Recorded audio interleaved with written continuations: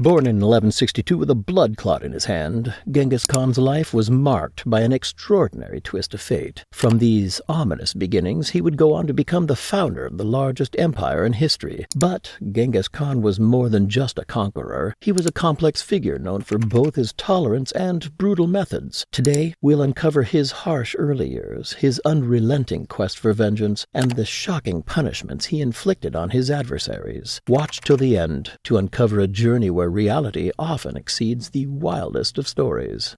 In his youth, Genghis Khan faced a tough and brutal life in Mongolia. His family's tribe even expelled his mother, leaving her to raise 7 children on her own. This hardship continued when a rival tribe poisoned his father. At just 14 years old, Genghis caught a valuable fish to feed his family, but his half-brother snatched it away, not sharing it with anyone. This angered Genghis so much that he shot his half-brother with a bow and arrow. Surprisingly, Genghis's mother punished him for this act. When Genghis grew up, he sought revenge for his father's murder by a tribe called the Tartars. During a dinner meeting with the Tartars, they poisoned Genghis's father because of past conflicts. Genghis didn't forget this, and later wiped out the entire Tartar tribe, killing every male taller than 3 feet to prevent any further revenge attacks.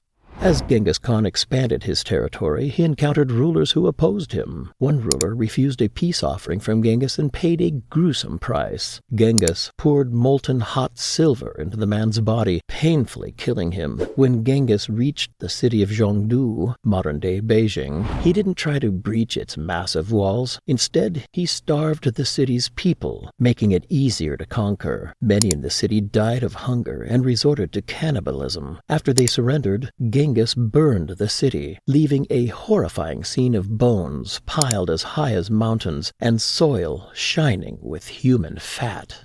Genghis Khan, the powerful leader, had a unique way of using his daughters to strengthen his rule. While historical records officially list 4 sons and 5 daughters, he likely had more children. Genghis would marry his daughters off to rulers of allied nations, but there was a hidden agenda. Once these rulers married his daughters, they had to give up their other wives, not because Genghis opposed polygamy, but because it secured his daughters' place in line for the throne. These new sons-in-law were sent into battles for the Mongolian army, where they often met their demise. When they died, Genghis's daughters would become rulers. Genghis's favorite son-in-law, Takuchar, was tragically killed by a rival archer. Genghis sought revenge, leading his Mongolian troops to slaughter over 1 million people in the rival archer's homeland. This brutal leader even diverted a river through an enemy's land, erasing it from the map. After a victorious battle, Genghis and his army celebrated in a gruesome manner, while captured Russians suffocated beneath them.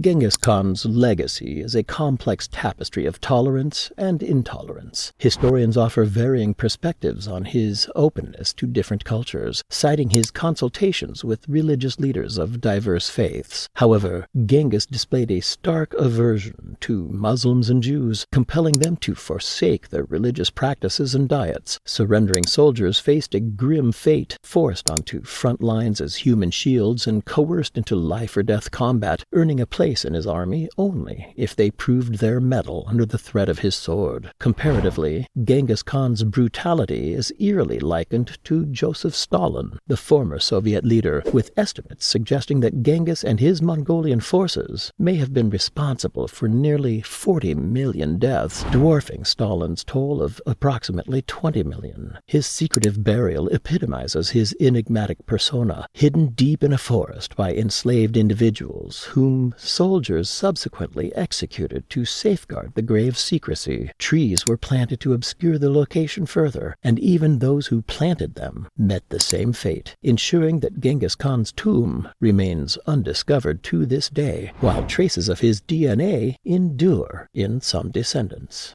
Do you find it surprising that Genghis Khan displayed both tolerance and intolerance towards different cultures and religions during his reign? Let us know in the comments below. If you enjoyed this video and want to see more like it, leave a like and subscribe to our channel if you haven't already. Tap the bell icon to turn on notifications to stay updated with all our latest videos. Thanks for watching, and I'll see you in the next video.